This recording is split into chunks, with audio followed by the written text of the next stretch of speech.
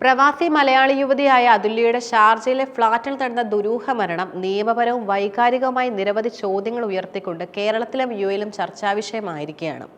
കഴിഞ്ഞ ജൂലൈ 19-നാണ് അതുല്യയെ ഭർത്താവ് സതീഷിനൊപ്പം താമസിച്ചിരുന്ന ഷാർജയിലെ ഫ്ളാറ്റിൽ തൂങ്ങി മരിച്ച നിലയിൽ കണ്ടെത്തിയത്. സംഭവം നടന്ന മാസങ്ങൾ പിന്നിട്ടിട്ടും ഇത് കൊലപാതകമാണോ ആത്മഹത്യാ പ്രേരണയാണോ എന്നതിലെ അവ്യക്തത ഇപ്പോഴും തുടരുകയാണ്.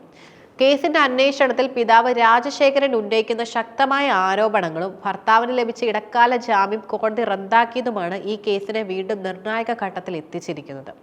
അതുല്യയുടെ മരണം ആത്മഹത്യയായി തള്ളിക്കളയാൻ കുടുംബം തയ്യാറല്ല. മകൾ മരിച്ചതിന് ഉത്തരവാദി ഭർത്താവ് സതീഷാണെന്നാണ് പിതാവ് രാജശേഖരൻ ആവർത്തിച്ചുറപ്പിക്കുന്നു. ഈ വാദങ്ങൾക്ക് പിന്നിൽ അതുല്യ നേരിട്ട പീഡനങ്ങളുടെയും ഭീഷണികളുടെയും ഗുരുതരമായ ചരിത്രവുമുണ്ട്. വിവാഹശേഷം 10 വർഷത്തോളം അതുല്യ ഭർത്താവിൽ നിന്ന് ക്രൂരമായ ശാരീരികവും മാനസികവുമായ പീഡനങ്ങൾ സഹിച്ചിരുന്നതായി കുടുംബം പറയുന്നു.